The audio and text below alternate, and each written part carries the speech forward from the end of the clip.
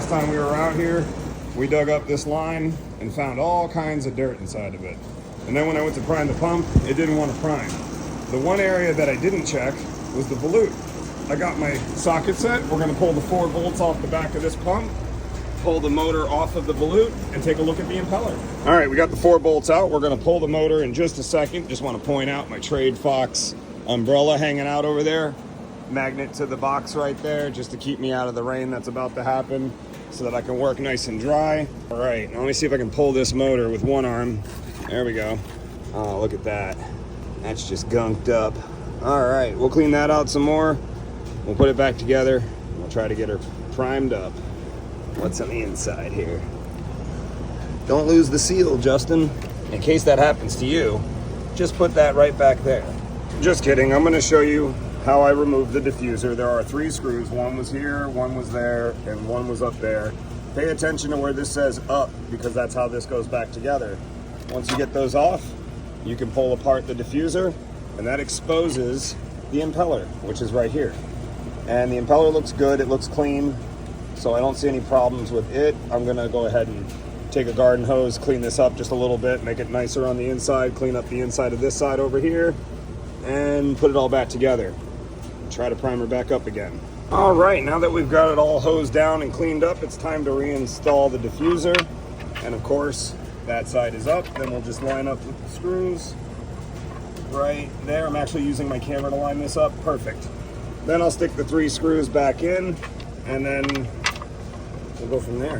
When you're reinstalling the diffuser, you want to make sure you press it down onto the metal back there and make sure that it's all touching the metal, because what'll happen is you'll get 1 or 2 screws in and the 3rd one won't go in because it's not setting flat on the surface. So I just wanted to point that out while I'm putting this back together.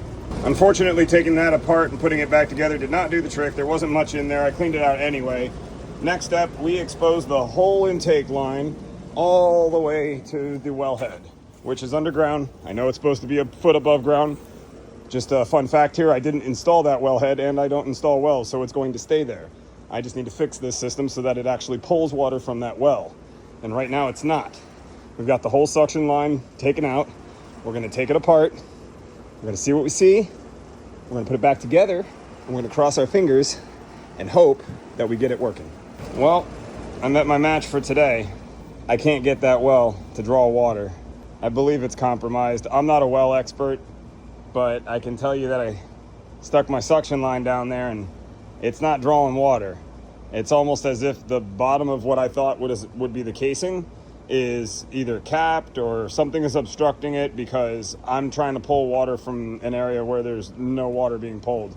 When I use my guzzler at the pump, I'm pulling a vacuum and it just stops pulling at a certain point and then I can't pull anymore, which tells me that something is plugging up the other end of this at the bottom there.